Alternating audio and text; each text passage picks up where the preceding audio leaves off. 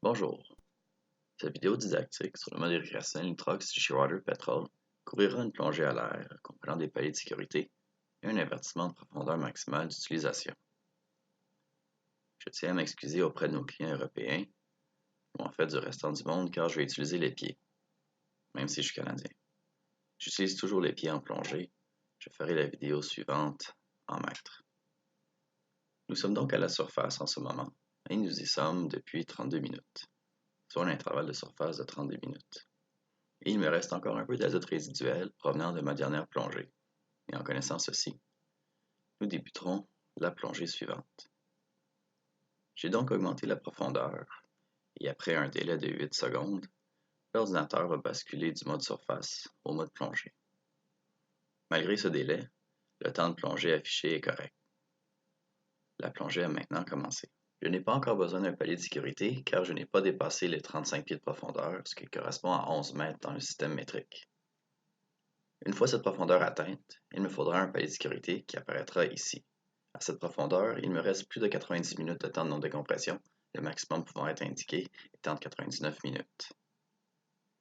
En descendant plus profondément, on remarque l'apparition du palier de sécurité une fois la barre des 35 pieds franchie.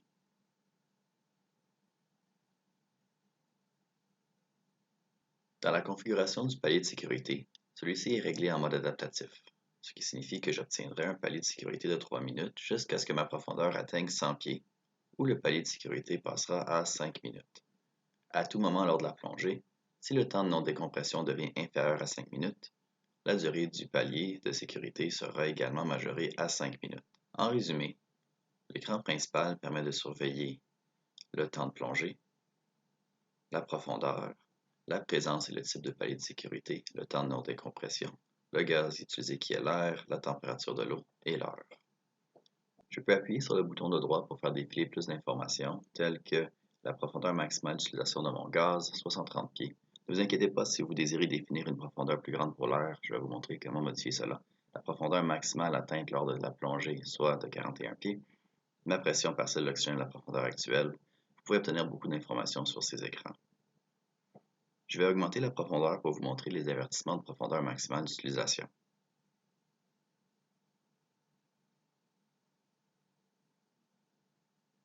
La profondeur a augmenté grandement et elle approche de 130 pieds, ce qui correspond à la profondeur maximale d'utilisation actuellement définie. L'ordinateur affichera les avertissements environ 125 pieds et vous le voyez ici.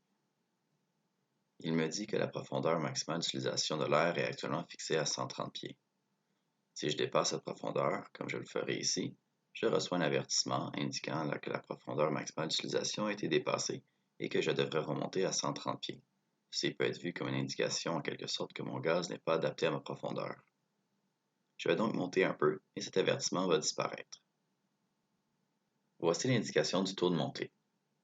Chaque chevron correspond à un taux de montée de 10 pieds ou 3 mètres par minute.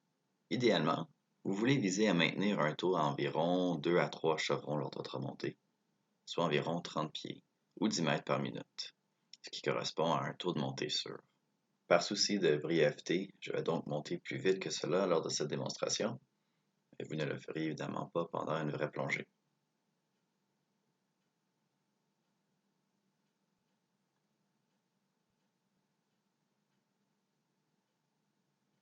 Notez aussi que puisque ma profondeur a dépassé 100 pieds, l'ordinateur affiche maintenant un palier de sécurité de 5 minutes. La limite de non-décompression est maintenant d'environ 13 minutes, ce qui signifie que si vous restez plus longtemps à cette profondeur que 13 minutes, vous allez commencer à avoir besoin de palier de décompression. Notez également que la barre de charge d'azote s'agrandit et change de couleur. Je vais maintenant monter et montrer le fonctionnement du palier de sécurité. Le minuteur du palier de sécurité débute automatiquement dès que la profondeur atteint 20 pieds ou 6 mètres.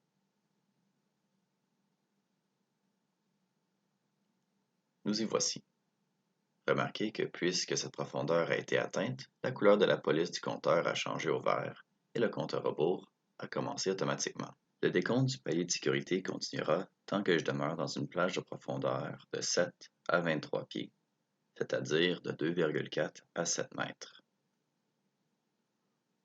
Si cette plage de profondeur n'est pas respectée, Le minuteur du palier de sécurité arrêtera temporairement et je vous le montrerai ici. Je vais descendre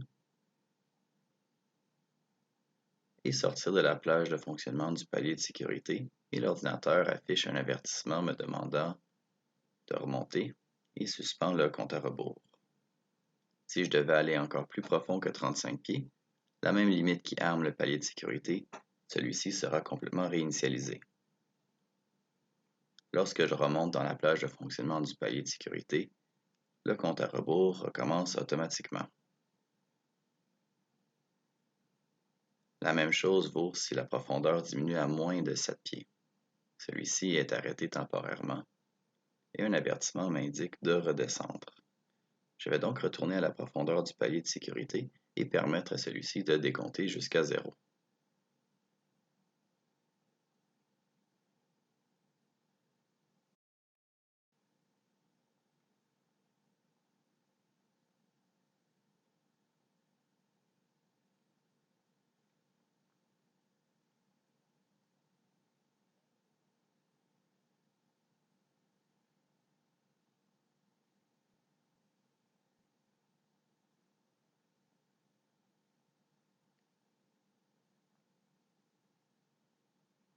Bien, notre palier de sécurité est terminé et nous sommes maintenant libres de remonter à la surface.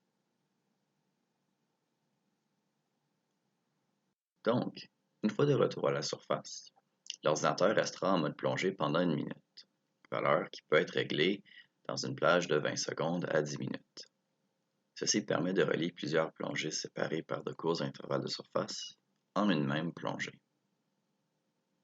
Au lieu d'attendre 1 minute, je vais simplement aller dans le menu et appuyer sur Mettre fin à la plongée.